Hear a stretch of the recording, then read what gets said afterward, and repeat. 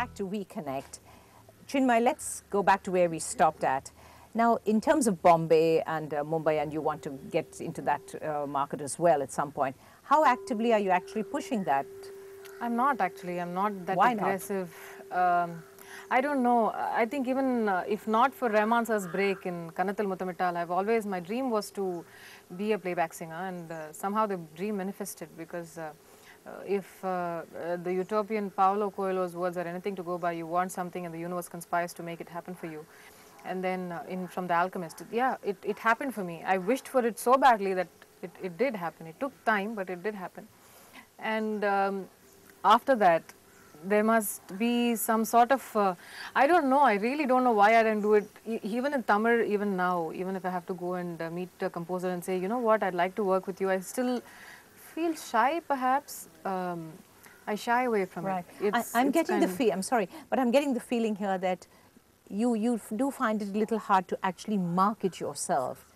It might be quite difficult, I would imagine that. Yeah, I mean, it's almost like saying, you know, I'm talented, I can sing, you know, I've been trained, so can you please, I don't know, I'm given to understand that a lot of composers expect that. And I have told Yuvan Shankar Raja at a point in time, I have told Harris sir at a point in time that I'd love to work with them. But beyond that, I couldn't say, you know, this is what I can do and this is what I can't do.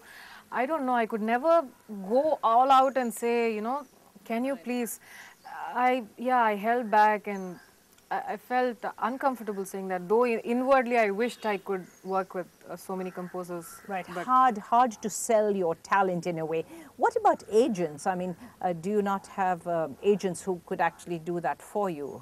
I wish there were. I wish there were in India, but I think when I started out, my mom was actually looking out to see whether a manager can handle this entire thing. Exactly. And when we did find someone who was not really someone who could handle musical talent or singing talent, there are no such talent managers or people here. When she did try to ask someone to handle this entire thing, because she didn't want to be doing this entire, you know, work of organizing and coordinating and stuff like that.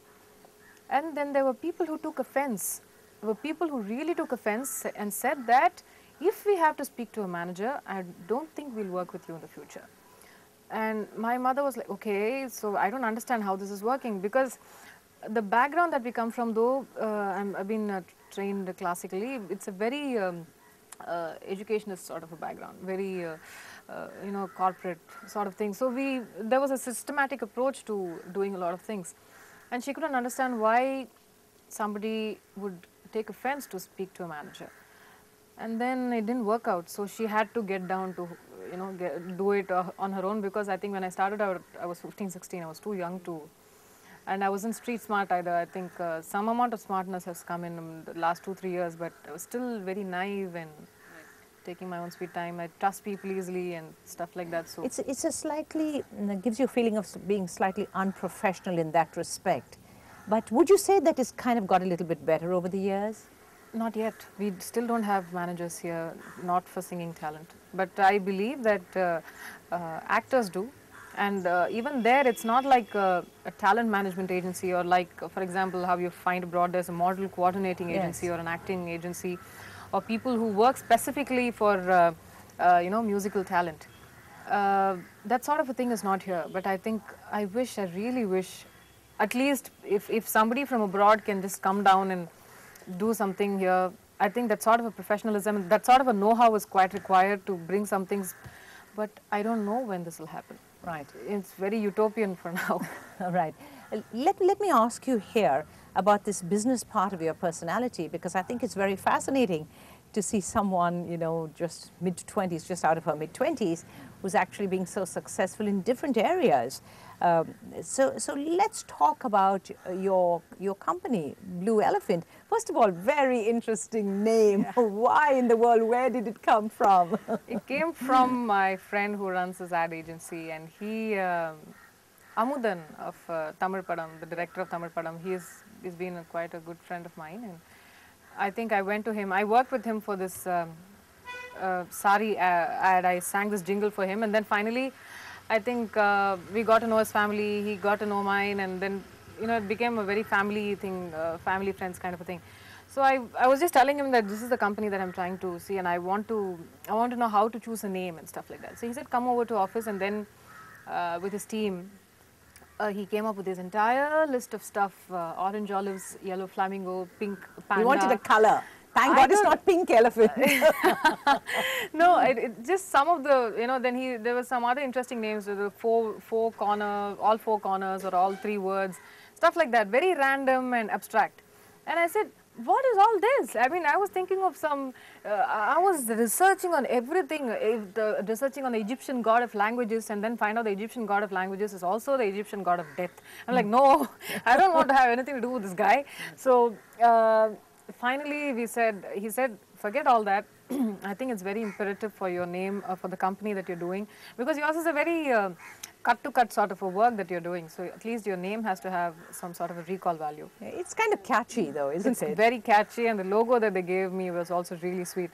And any day, I think right now, as long as Chennai is concerned, very honestly, I must say that I've also not aggressively started marketing Blue Elephant as a company, because right now I'm putting my team together. A lot of my clients came to know of the company through me, or somebody somewhere read my interview or heard my interview or saw me somewhere and came to know that I run this company, Googled, and they called, and this is how it's usually happened. And immediately they're like, what is that elephant? Ah, the blue elephant, the blue elephant. So everybody remembers the name, and that's exactly what he promised will happen. So Right. it has happened. Right. So let's dwell now on the actual work of Blue Elephant. It's a translation service, right? That's right. And what are the different languages that you do it? We handle almost about 120 languages of not only Indian but all over the world. We have networked with a lot of language service agencies and freelancers all over the world. A lot of the interpreters and translators that are called sworn translators. Thankfully, my travels also helped. I could meet and network with a lot of people, and thereafter we had to just connect the dots and make a lot of things work. Right. And this company works only with native speakers of a given language. I don't hire Indian talent, though they might be good, I absolutely agree, but as long as it's not an Indian language that they're translating, if it's French or if it's German or if it's Spanish, I don't work with Indian talent or who have learned the language from here. Especially if you're translating into French or Spanish or German or Dutch, Norwegian, anything for that matter, I expect a certain native command over the language that I think someone who's learnt it might not be able to do. No matter how much they have scored, how much, and if maybe I would probably consider someone who's lived for a prolonged period of time in that country.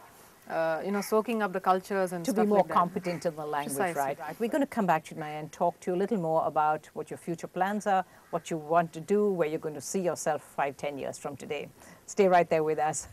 We'll take a very short break here on We Connect and get right back with you.